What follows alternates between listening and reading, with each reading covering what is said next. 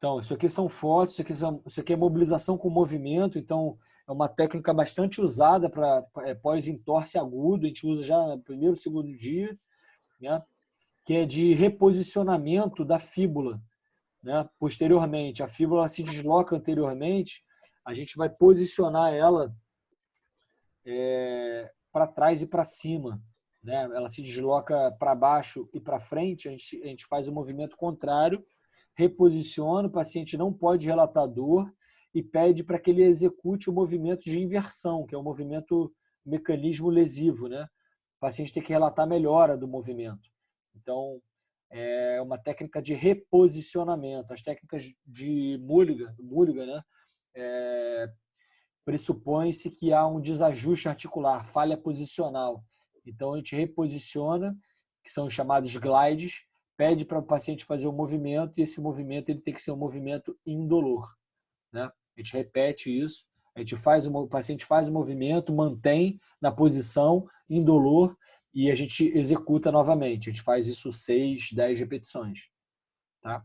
O paciente tem que relatar melhor depois para fazer o movimento sem a nossa mão. Ele vai fazer o movimento de inversão e vai ter a melhora da dor. É bem legal, cara. Vou te falar. Muito comum. Pode ter insucesso? Pode. Até a mão ali, tá? Às vezes incomoda, né? A palpação ali. Mas, pô, você vê a melhora imediata, assim, do paciente. Aqui é uma outra técnica para ganho de mobilidade de plantiflexão, né? Mas está lá bem autoexplicativo. Eu vou passar isso para vocês também. Nessas duas imagens aqui, a Vitória me perguntou se podia fazer alongamento.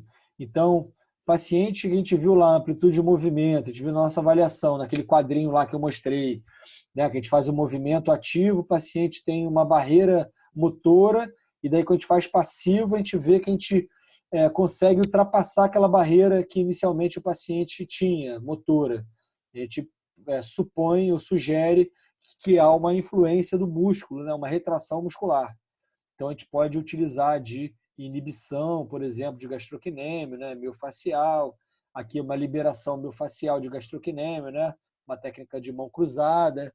Aqui utilizando do calcanhar, do cotovelo, né? Para poder liberar. E os alongamentos de musculatura posterior, né? De gastrocnêmio e de solear. Tá? Aí que vocês já estão craques de saber.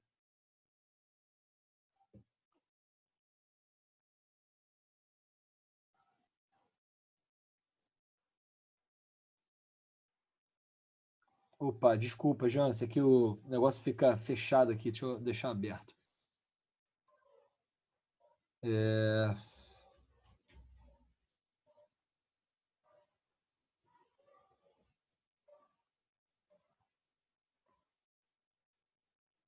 Então, a resposta neurofisiológica, o Jansen, é similar às respostas que a gente tem para mobilização, né? Então, a partir do momento que a gente reposiciona e o paciente ele melhora o quadro doloroso, né? Depois a fazer o movimento sem a nossa mão, no caso, sem reposicionar, são duas coisas. Há um reposicionamento, um micromovimento, uma maior liberdade de movimento, mais saudável, vamos dizer assim, associado a um input sensorial de evitação que o paciente tem daquele movimento. O paciente começa a entender, isso por ordem central mesmo, o paciente começa a entender que aquele movimento não é um movimento nocivo, ele não sente dor mais para aquele movimento. Então, situações de cinesiofobia ou de medo e evitação do movimento, eles melhoram, né? Então, é meio que uma exposição em vivo para aquele movimento que é doloroso, associado a respostas de mecanorreceptores, né? Tanto inibitória de dor via periférica, quanto quanto via descendente, né? Via central, como a gente conversou lá anteriormente. Então, segue uma mesma linha de raciocínio, tá? Atrelado a essa questão do movimento. Por isso que é tão interessante. Assim. Você tem mobilização com o movimento. o paciente ele experimenta o movimento que era doloroso, ele experimenta o movimento sem dor. Então, você tem ainda esse plus aí, né, do paciente experimentar, de você encorajar o paciente, você fazer uma exposição ao movimento em vivo. Respondi, Jansen? Beleza. Nessa linha, tá?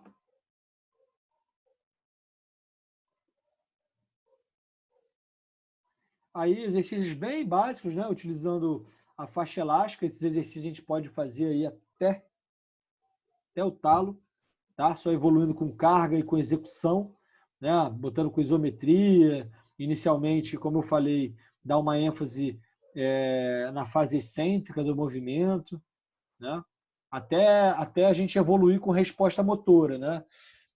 Eu uso muito numa fase final, eu uso elástico, e aí eu dou um estímulo, o paciente tem que fazer um movimento contrário, ou seja, para a gente trabalhar o tempo de resposta, né? A gente não tem um atraso, a gente pode não ter um atraso de resposta motora, então a gente trabalha isso. Só que aí eu vou fazer multidirecional, eu vou fazer só para um movimento. Eu vou puxar para inversão, vou puxar para inversão, para plant, e o paciente de olho fechado ele tem que ter uma resposta veloz àquele movimento. Tá? Então, isso estou falando de uma fase avançada já de retorno, para melhorar o tempo de resposta, a cronaxia, né? Tempo de resposta motora. Então, aqui, inicialmente, a gente pode usar esses exercícios aí de dorse, plant, inversão e eversão. Fase 3, a gente já está acabando, tá, pessoal? Fase 3, incremento de força muscular, tolerância aos exercícios e treino sensório-motor. Então, a gente vai progredir com nossos exercícios, tá?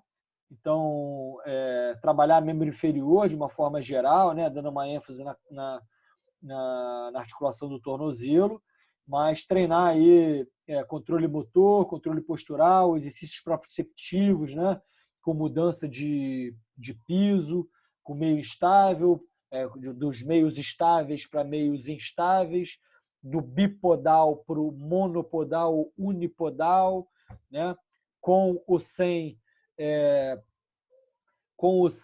estímulo visual, com ou sem estímulo externo, com ou sem incremento externo, né, de desequilíbrio. Então, uma evolução proprioceptiva e de controle motor, né? Dupla tarefa, né? Atividade de dupla tarefa. Então, o paciente equilibrando ali num bozu, a gente jogar a bola para ele em diversas direções, né? Para gerar instabilidade, tá? E começar com mudança de direção. Tá? Então, aqui apoio bipodal, a gente pode começar aqui primeiro no plano, a gente pode diminuir a base, botar um pé à frente do outro, diminuir a base e pedir para o paciente se equilibrar. E aí daí a gente pode evoluir para um colchonete, um travesseiro, paciente em pé ali com o pé à frente e outro atrás e tentar se equilibrar. E a gente vai evoluindo com estímulos externos no tronco, o paciente tem que se manter equilibrado, até passar por um bozu, até passar por um digiflex, né? Digiflex não, desculpe, para um disco dinâmico, dynamic disc, né? Um disco de equilíbrio. E aí aqui várias possibilidades de exercício.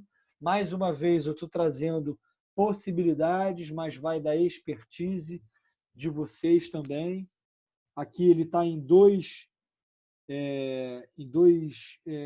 instrumentos aí para a gente trabalhar o equilíbrio estático, né? Aqui um circuitozinho, né? O paciente vai fazer um circuito em 8, a gente pode fazer mudança de direção de ir para frente e para trás, a gente pode fazer para frente e para trás também lateralmente, né? A gente pode fazer desvio lateral e vai progredindo com velocidade, agilidade, com estímulo externo, apito, pode usar cor também, a gente pode botar aqui cores intercaladas e falar para o paciente vermelho, que é o vermelho, verde, amarelo e azul. Aí vem no vermelho, volta no amarelo, volta no verde, isso é treino de agilidade. A gente pode ir evoluindo com o nosso paciente. Ô professor, qual é o nome desse negócio aí que o senhor mostrou agora? Qual? Esse circuito em 8 que o senhor mostrou? Isso aqui são, a gente chama de chinesinho, isso aqui é um cone, é um conezinho. É só para poder demarcar. A gente não tem cone, bota um monte de caneleira aqui no chão, Entendi. tá? E aí você pode, inicialmente, nessa fase, a gente está falando só de mudança de direção, tá? Então, pede para o paciente ir para frente e para trás, de um lado para o outro, pode ser caminhando, a gente pode ir aumentando a velocidade, né? Tá bom? E esses outros aqui a gente pode ir evoluindo desde o meio estável, plano, com diminuição da base, né? Um pé à frente do outro, até a gente evoluir para apoio unipodal no plano, aí passa para o apoio bipodal no meio instável, num colchonete, que seja no travesseiro ou no próprio bozu, e daí apoio unipodal no bozu, daí a gente pode fechar os olhos, tirar o estímulo visual, né?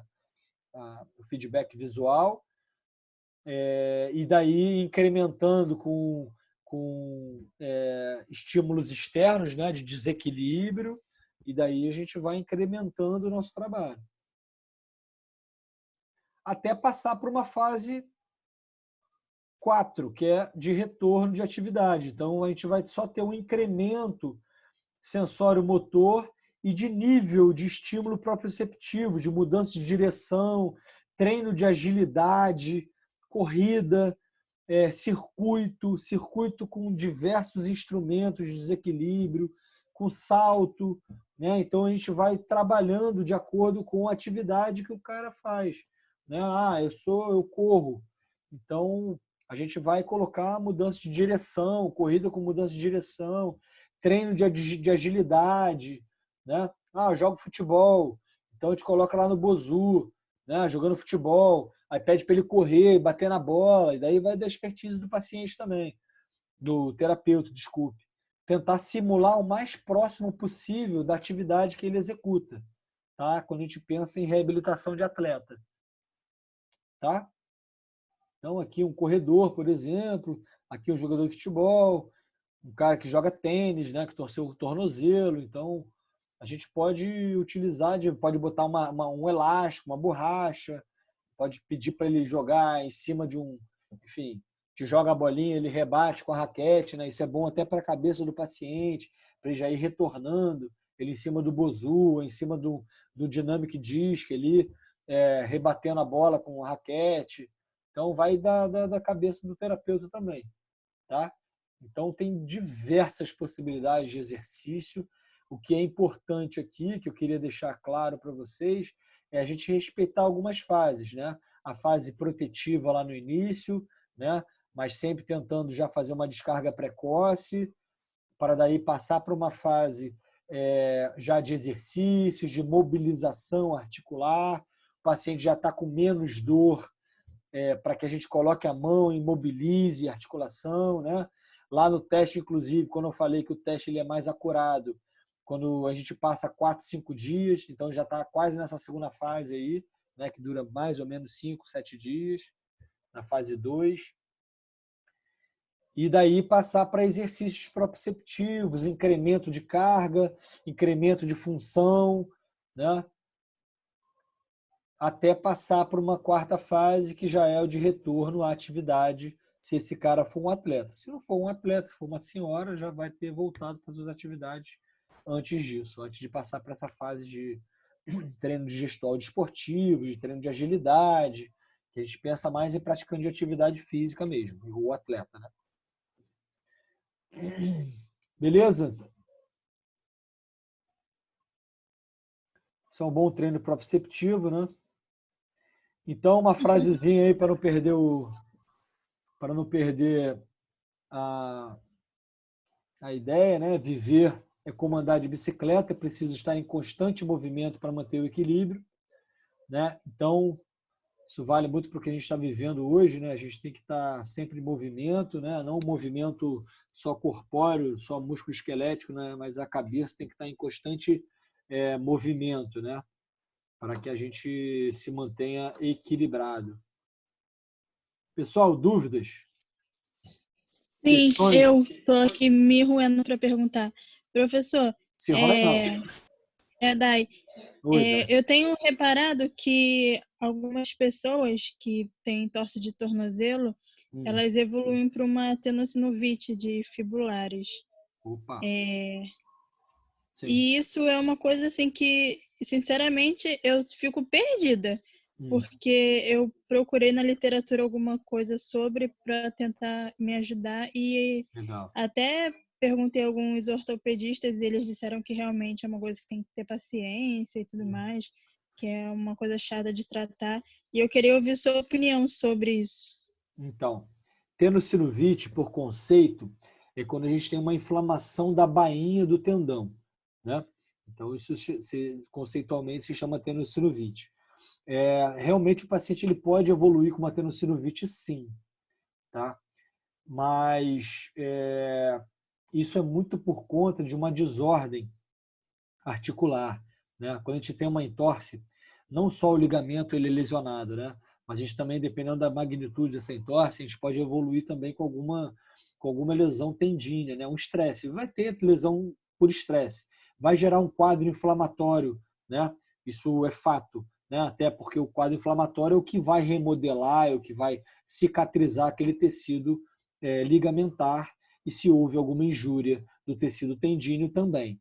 Então, há um processo inflamatório em toda essa região. Se a gente exceder com carga, com excesso de exercício, se a gente não conseguir mensurar legal, se esse paciente não tem uma boa. Não foi bem orientado, pode evoluir com uma sobrecarga dos tecidos tendíneos, né? E levar a uma inflamação recorrente, uma persistência do quadro inflamatório. Então, lá no início, por isso que lá no início é importante que a gente controle, proteja, dê carga, sim, né? Mas controle o quadro inflamatório, com gelo, com repouso, com a imobilização, né? A imobilização é uma imobilização relativa, né? Então, o que acontece às vezes é um desequilíbrio da capacidade que o paciente tem com a demanda que está sendo dada, entendeu? Então, você gera uma sobrecarga tecidual. Então, gera um quadro inflamatório de um tecido que secundariamente já estava inflamado por conta da lesão da entorse.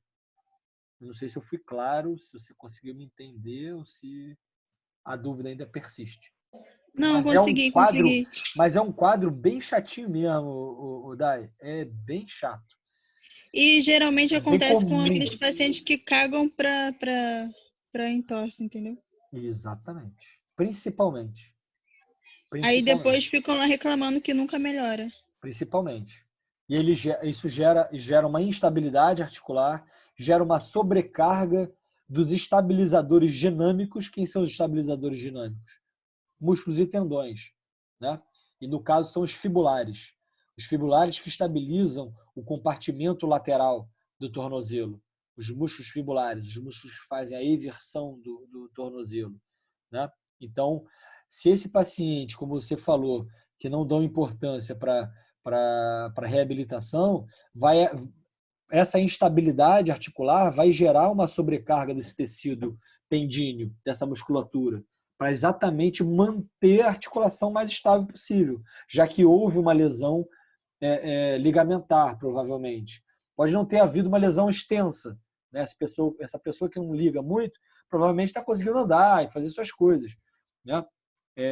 Mas quando a gente faz uma entorse, há um extravasamento dos limites articulares, de qualquer forma, por mais que a lesão não seja extensa, mas há um extravasamento dos limites articulares. E para aquilo ali se reaver, a gente tem que fortalecer a musculatura, tem que dar mais suporte articular, né? Por menor que seja a lesão ligamentar. Né? Beleza, Dai? Beleza, obrigado, professor. Ficou claro mesmo? Ficou, ficou. Então tá bom, beleza. Mais alguém, pessoal?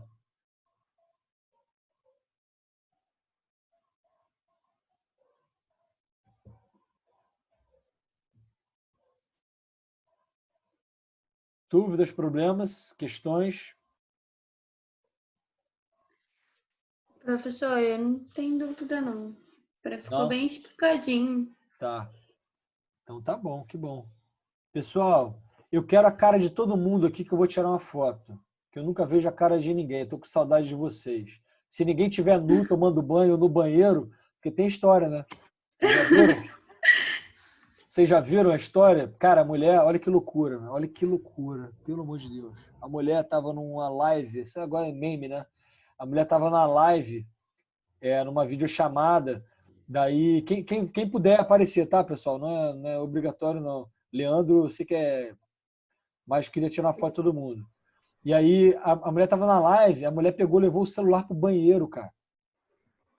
Deu vontade de ir no banheiro, a mulher levou o celular pro banheiro e continuou com o vídeo aberto.